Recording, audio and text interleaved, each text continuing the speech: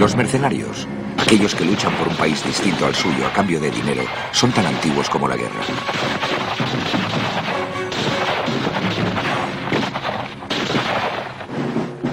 Los guardias suizos que protegen al Papa en el Vaticano tuvieron su origen en los mercenarios contratados por los papas a finales del siglo XV y principios del XVI, pero hoy no son más que un símbolo.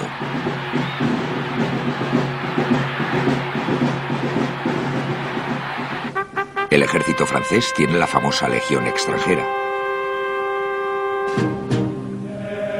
Sus filas están llenas de hombres de nacionalidad distinta.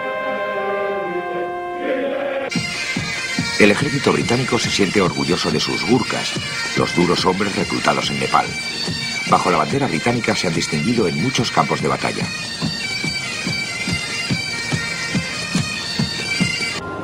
Como contraste, hay otro tipo de mercenario.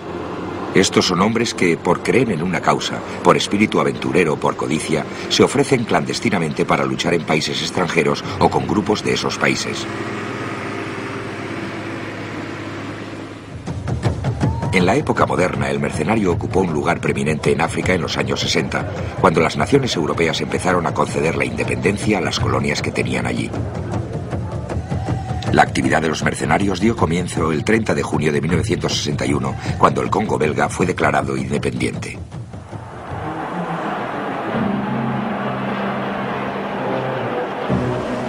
Fue un paso tan repentino que en el país se declaró inmediatamente la anarquía y se instó a las tropas belgas allí estacionadas para que la controlaran.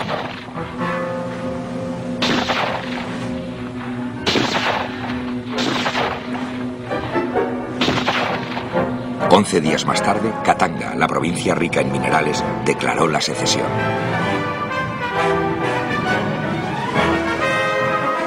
Moisés Sombé era el dirigente de Katanga y sus actos estaban apoyados por los belgas. Estos enviaron una brigada de paracaidistas para ayudar a proteger el estado disidente.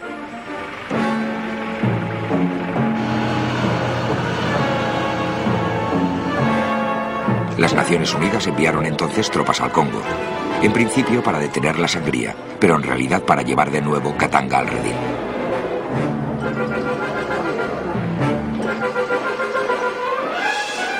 Pero Tsombé también se enfrentaba a una amenaza de la tribu Baluba en el norte de Katanga, y los belgas le sugirieron que enrolara mercenarios blancos para que le ayudaran a aplastar esa rebelión. Estos mercenarios fueron necesarios, puesto que las Naciones Unidas obligaron a los belgas a retirar sus tropas del Congo. Sin embargo, algunos oficiales belgas se quedaron para aconsejar a Tsombé y para organizar la gendarmería de Katanga. Tsombé se dirigió también a la Argelia francesa. Aquí muchos miembros de la Legión extranjera se habían sublevado contra la decisión del general de Gaulle de concederle al país la independencia, lo que había tenido como resultado un constante flujo de exlegionarios amargados que se dirigían a Katanga. Pero también había un cuerpo mercenario distinto, formado sobre todo por británicos reclutados a través de anuncios en los periódicos de África Oriental. Por lo tanto, en el verano de 1961 había en Katanga mercenarios belgas, británicos y franceses, y cada uno de estos grupos sospechaba mucho de los otros. No obstante, muy pronto todos estaban luchando contra los balubas. Mientras tanto, habían ocurrido importantes acontecimientos en un escenario mayor. Patricio Lumumba, un marxista y primer ministro del Zaire, había sido rápidamente derrocado. Él y sus seguidores más allegados fueron detenidos y encarcelados, y más tarde Lumumba fue asesinado.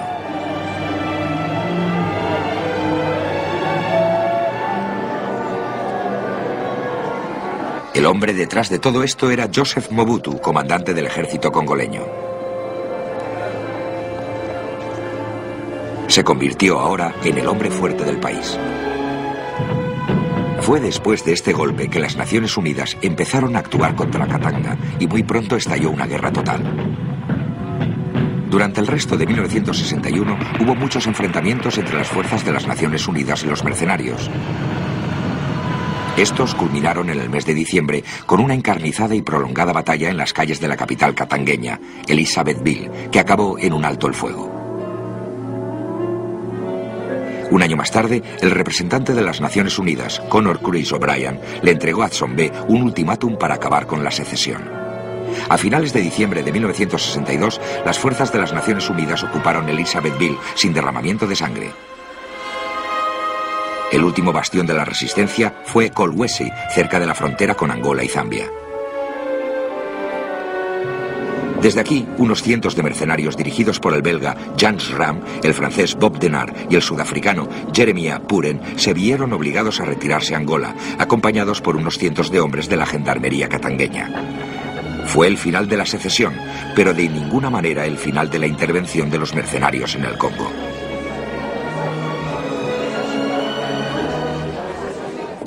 Durante la primera mitad de 1964, las fuerzas de las Naciones Unidas se retiraron del Congo.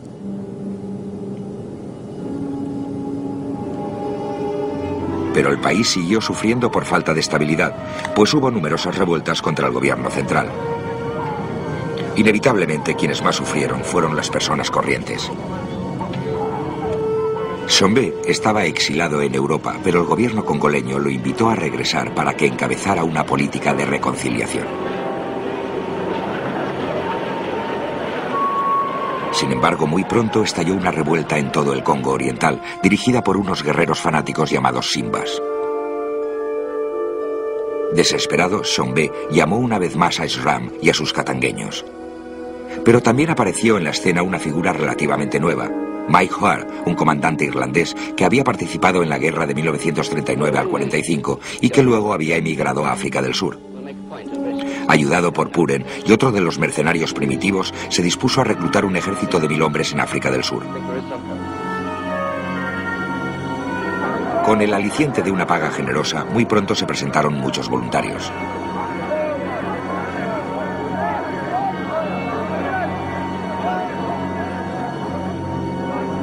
Fueron sometidos a unas semanas de entrenamiento militar. El Comando 5, como se llamó, estaba formado por toda clase de hombres, exoficiales y exsoldados del ejército británico y miembros de la policía colonial, sudafricanos, misteriosos europeos orientales e incluso un contingente de alemanes, unos veteranos de la Segunda Guerra Mundial procedentes de Namibia. Muy pronto los hombres de OAR se encontraron encabezando la ofensiva del gobierno contra los Simbas. Sus columnas motorizadas demostraron ser muy eficaces. Rescataron con éxito grupos de monjas que estaban sitiadas y muchos de los medios occidentales los consideraron unos héroes. El Comando número 5 poseía una moderna potencia de fuego que les ayudaba mucho. Sin embargo, los hombres de OAR empezaron a ser conocidos por su crueldad.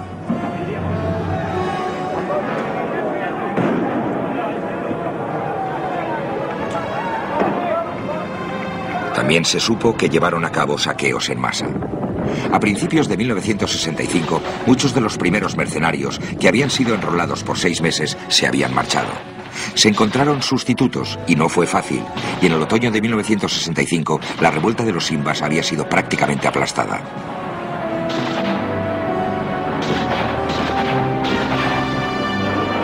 Mobutu dio entonces un golpe de estado sin derramamiento de sangre y depuso a Tshombe. Y OAR por fin se marchó del Congo.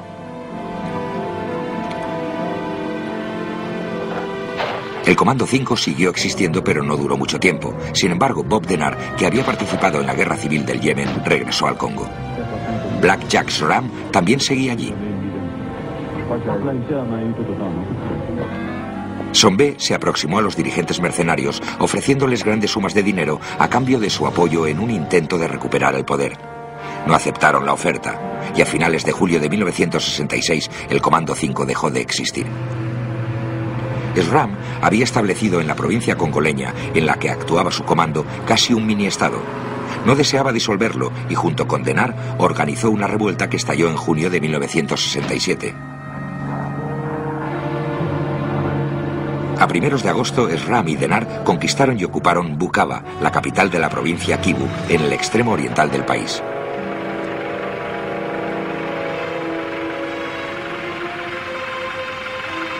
Pero encontraron muy poco apoyo local.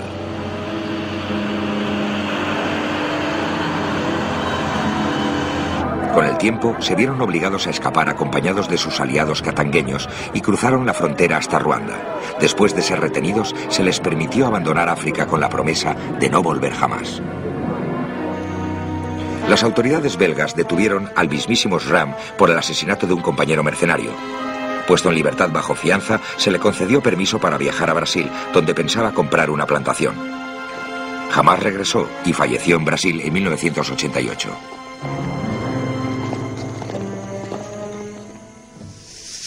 Los mercenarios dirigieron su atención a Nigeria, donde en junio de 1967 había estallado una guerra civil.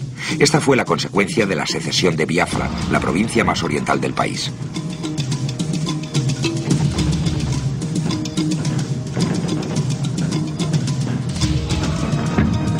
Muy pronto Nigeria se vio destrozada. Mai-Oar ofreció sus servicios, pero ninguna de las dos facciones se entusiasmó con la idea. El antiguo oficial del Comando 5, Alistair Weeks, empezó a reclutar mercenarios para luchar en favor de Biafra, pero descubrió que su compañero mercenario Peters trataba de hacer lo mismo para el gobierno, por lo tanto se retiró.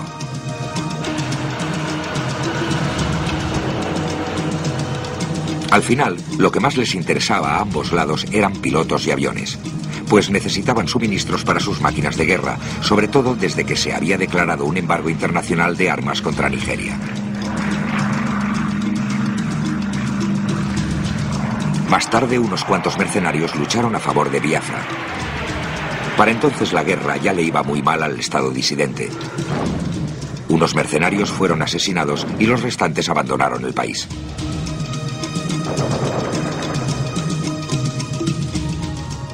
Hubo entonces un momento de calma en la actividad de los mercenarios, excepto en la zona sudeste de Arabia. Aquí, unos antiguos soldados y aviadores británicos estaban luchando a favor del sultán de Omán contra los rebeldes marxistas que trataban de derrocarle. Rolf Steiner, ex soldado de la Legión extranjera y veterano de Biafra, se vio mezclado con las guerrillas del sur de Sudán. Pero el gobierno lo sometió a juicio y en principio fue condenado a muerte.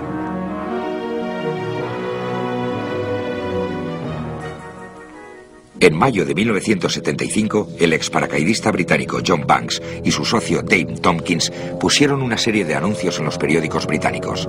Se buscan excomandos paracaidistas, soldados SAS, para interesante trabajo en el extranjero. Todavía no tenían clientes, pero muy pronto apareció uno. Y surgió porque el gobierno en minoría blanca de Rodesia del Sur, ahora Zimbabue, se negó a apoyar una toma del poder por parte de los negros. Muy pronto el régimen se encontró con que tenía que enfrentarse con las incursiones de los guerrilleros que cruzaban la frontera, procedentes de los países limítrofes.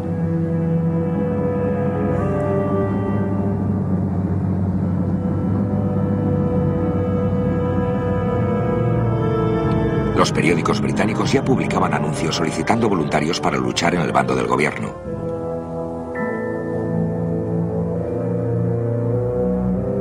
En Sudáfrica se organizó el reclutamiento. Mientras tanto, uno de los movimientos de guerrilleros se había puesto en contacto con Banks y Tompkins, que rápidamente organizaron reuniones en Londres para reclutar más hombres. A mediados de junio de 1975 tenían apuntados en los libros de la compañía, la International Security Organization Limited, la Organización de Seguridad Internacional Sociedad Limitada, unos 200 hombres. Su cliente era Joshua Gnomo, que dirigía la poderosa guerrilla Zapu, cuya base estaba en Zambia. Al principio Banks tenía que enviar una avanzadilla de 14 hombres para establecer una relación de trabajo con las guerrillas. Sin embargo, las cosas se torcieron cuando los aspirantes a mercenarios, mientras esperaban el vuelo que los llevaría a Zambia, se metieron en un hotel del aeropuerto de Londres y bebieron más de la cuenta. El intermediario de Gnomo anuló rápidamente el contrato. Pero no sería este el final de las operaciones mercenarias de Banks y Tompkins. El foco se desvió ahora hacia el otro lado de África, a Angola, una colonia portuguesa. Aquí los portugueses llevaban mucho tiempo luchando en una campaña contra la insurrección.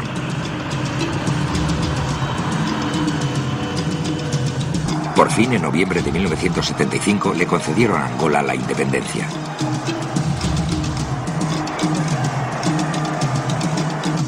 inmediatamente 3 grupos rivales se enzarzaron en una lucha por el poder. Los soviéticos y los cubanos apoyaban el MLPA. Holden Roberto y su FNLA antimarxista se enfrentaron al MPLA. En cambio, los sudafricanos apoyaban UNITA. Roberto en persona actuaba desde el cercano Zaire, puesto que el presidente Mobutu era su hermano político. Muy pronto la Organización de la Unidad Africana reconoció el MPLA como el gobierno de pleno derecho y enseguida firmó un tratado con la Unión Soviética. Como resultado, se enviaron a Angola 12.000 soldados cubanos. La creación de un Estado marxista alarmaba sobre todo a los estadounidenses. La Agencia Central de Inteligencia decidió apoyar económicamente al FNLA y a UNITA, sobre todo proporcionándoles mercenarios. Ambos estuvieron de acuerdo, siempre que la operación se mantuviera en secreto. A Jonas Savimbi, el dirigente de UNITA, le ofrecieron el veterano mercenario Bob Denard y un grupo de 20 especialistas armados con misiles tierra-aire para luchar contra los cazas MiG del gobierno. Holden Roberto usó también el dinero de la CIA para reclutar mercenarios, pero al igual que Savimbi, no quería que nadie supiera que contaba con ellos. Su oficina londinense reclutó 1 o 2 hombres, incluido un oscuro personaje llamado Callan, que había sido un paracaidista británico y que había accedido a luchar con las fuerzas del FNLA. Había también un grupo de mercenarios portugueses que habían elegido quedarse en Angola para ayudar a derrocar el gobierno del MPLA.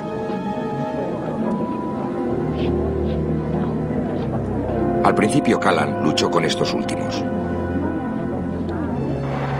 Su mayor problema eran las columnas blindadas cubanas que dominaban las zonas rurales. Pero Callan dio pruebas de sus aptitudes organizando una emboscada que tuvo éxito contra una de estas columnas y Holden Roberto lo nombró comandante de su ejército de operaciones. También le entregó a Callan dinero para reclutar a otros mercenarios. Con este motivo, Banks volvió a escena una vez más y empezó a enviar más hombres desde Gran Bretaña, donde habían rebautizado su empresa como Servicios de Asesoría de Seguridad Sociedad Limitada, o SAS Limited. Los recién llegados ayudaron a Callan a rechazar otras columnas blindadas cubanas.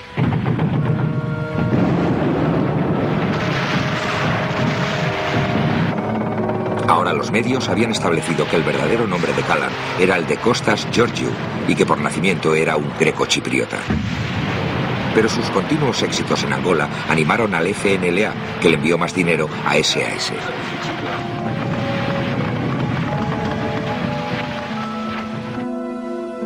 Muy pronto Banks organizó más reclutamientos ofreciéndole a cada uno de los hombres 150 libras a la semana. Sin embargo, estos nuevos mercenarios no eran del mismo calibre que los hombres que había enviado con anterioridad. No obstante, se marcharon llenos de optimismo.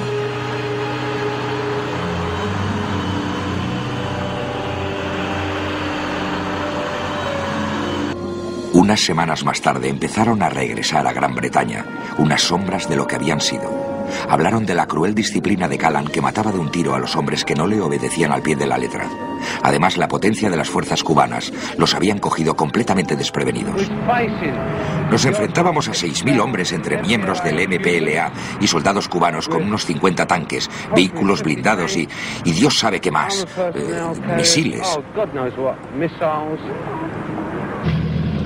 El MPLA y los cubanos ya estaban decididos a acabar con Callan y el resto de los mercenarios. En febrero de 1976, el asunto llegó a un punto decisivo. El grupo de Callan sufrió muchas bajas y los supervivientes, incluido el mismo Callan, fueron capturados. Los cubanos quisieron someterlos a juicio. El juicio se realizó en junio. De los 13 mercenarios en el banquillo, 9 fueron condenados a muchos años de cárcel.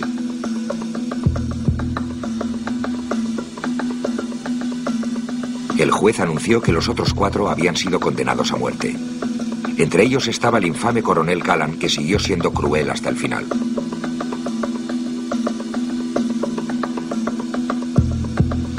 8 años más tarde, los que habían sido encarcelados fueron puestos en libertad. Eso marcó el final del último capítulo de la actividad mercenaria a gran escala en África, pero algunos de la vieja guardia todavía guardaban un truco en la manga. En mayo de 1978, el veterano mercenario francés Bob Denard fue el cerebro de un golpe que tuvo éxito.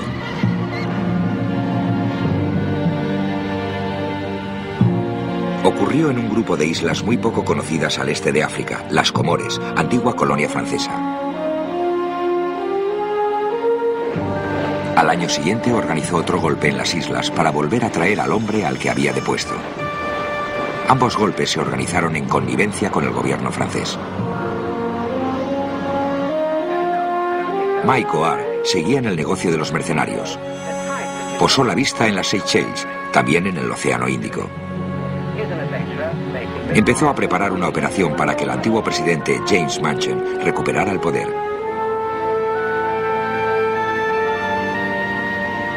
Las islas se habían convertido en un famoso lugar de vacaciones internacional y Oar planeó infiltrar a sus hombres entre los miembros de un viaje organizado.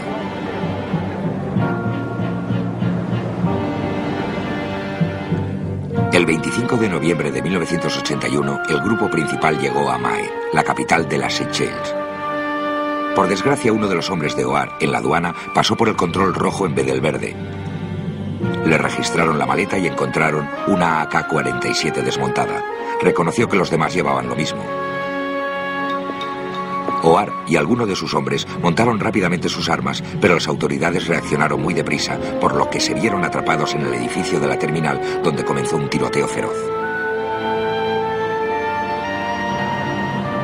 Oar consiguió luego secuestrar un avión de Air India que acababa de aterrizar y obligó al capitán a llevarle a él con sus hombres a Durban, en Sudáfrica. Las autoridades sudafricanas no pudieron ignorar este hecho y los mercenarios fueron sometidos a juicio.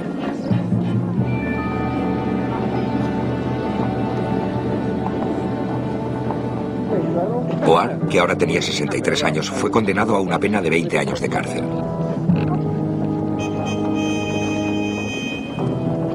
Sin embargo, 3 años más tarde fue puesto en libertad. Estuvo a punto de hacer que anularan la operación y no se arrepintió del secuestro. Tenía que esforzarme para regresar con mis hombres. Era mi obligación a cualquier precio. Y estoy orgulloso de haberlo hecho. 7 de los hombres de Oar no subieron al avión de Air India y tuvieron la suerte de escapar con vida después de haber sido juzgados en las Seychelles. En cambio, fueron encarcelados en una lejana isla del archipiélago.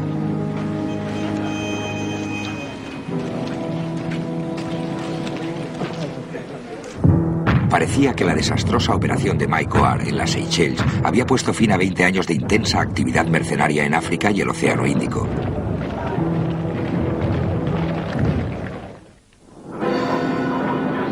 Sin embargo, no evitó que otros espíritus aventureros se vieran envueltos en otras guerras en otros lugares. Durante los años 80, unos pocos lucharon con los mujahidines en Afganistán contra los soviéticos. Los mercenarios más modernos han participado en la guerra que destrozó la antigua Yugoslavia, pero la mayoría de los que lo hicieron no tienen el mismo atractivo que los mercenarios veteranos.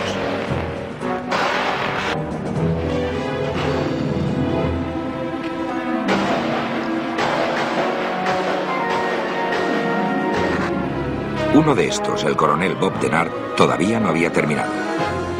En septiembre de 1995 organizó otro golpe más en las Comores. Por desgracia para él, el gobierno francés no le respaldó y envió tropas a las islas.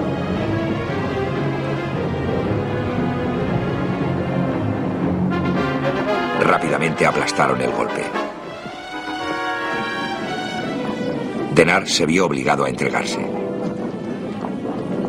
Así fue como por fin se le puso el bozal al último de los legendarios perros de la guerra.